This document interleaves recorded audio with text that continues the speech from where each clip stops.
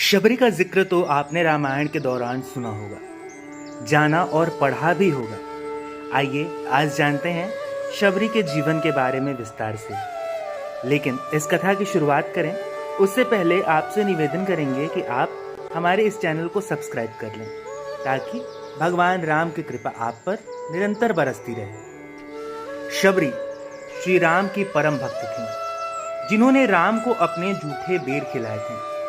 शबरी का असली नाम श्रमणा था। वह भील समुदाय के शबर जाति से संबंध रखती थी। इसी कारण से कालांतर में उनका नाम शबरी पड़ा। उनके पिता भीलों के मुखिया थे। श्रमणा का विवाह एक भील कुमार से तय हुआ था। विवाह से पहले कई 100 पशु बलि के लिए लाए गए, जिन्हें देख श्रमणा बड़ी आहत हुई। यह कैसी परंपरा है, न जाने कितने बेजुबान और निर्दोष जानवरों की हत्या की जाएगी। इस कारण शबरी विवाह से एक दिन पूर्व ही भाग गई और दंडाकारण्य वन में पहुंच गई। दंडकारण्य में मातंग ऋषि तपस्या किया करते थे। श्रमणा उनकी सेवा तो करना चाहती थी, पर वह भील जाति की होने के कारण उसे अवसर न मिलने का अंदेशा था। फिर भी शबरी सुबह सुबह ऋषियों के उठने से पहले उनके आश्रम से नदी तक का रास्ता साफ कर देती थी। कांटे चुनकर रास्ते पर साफ बालू बिछा देती थी। यह सब वह ऐसे करती थी कि किसी को पता भी न चले। एक दिन ऋषि श्रेष्ठ को सबरी दिख गई और उनके सेवा से वे अति प्रसन्न हो गए और उन्होंने शबरी को अपने आश्रम में शरण दे दी।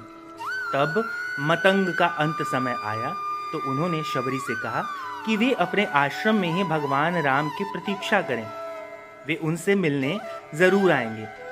मतंग ऋषि की मौत के बाद शबरी का समय भगवान राम की प्रतीक्षा में बीतने लगा। वह अपना आश्रम एकदम साफ रखती थी। रोज राम के लिए मीठे बेर तोड़ कर लाती थी। बेर में कीड़े ना हो और वह खट्टा ना हो, इसके लिए वह एक एक बेर चख कर तोड़ती थी। ऐसा करते करते कई साल बीत गए। एक दिन शबरी को पता चला कि 2 सुंदर युवक उन्हें ढूंढ रहे हैं। वह समझ गई कि उनके प्रभु राम आ गए हैं। उस समय तक वह वृद्ध हो चली थी, लेकिन राम के आने की खबर सुनते ही उनमें चुस्ती की लहर आ गई और वह भागते हुए अपने प्रभु श्री राम के पास पहुंची और उन्हें घर लेकर आई और उनके पांव धोकर उन्हें बिठाया।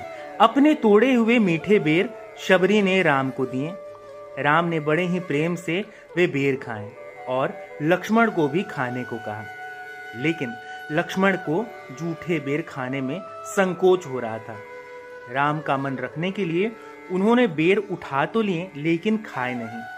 इसका परिणाम यह हुआ कि राम रावण युद्ध के दौरान जब शक्ति बाण का प्रयोग किया गया तो लक्ष्मण मूर्छित हो गए। तब इन्हीं बेर की बनी हुई संजीवनी बूटी उनके काम आई। दोस्तों, यहाँ समाप्त होती है माता शबरी की कथा। कथा अगर आपको अच्छी लगी हो तो इसे अपने मित्रों व बंधु बांधवों के साथ साझा करें।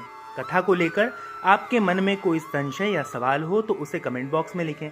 हम यथाशीघ्र आपके सवालों का जवाब देने का प्रयास करेंगे। अब अगले वीडियो तक के लिए दीजिए हमें इजाजत। हमारे सभी साथियों को हरे कृष्ण।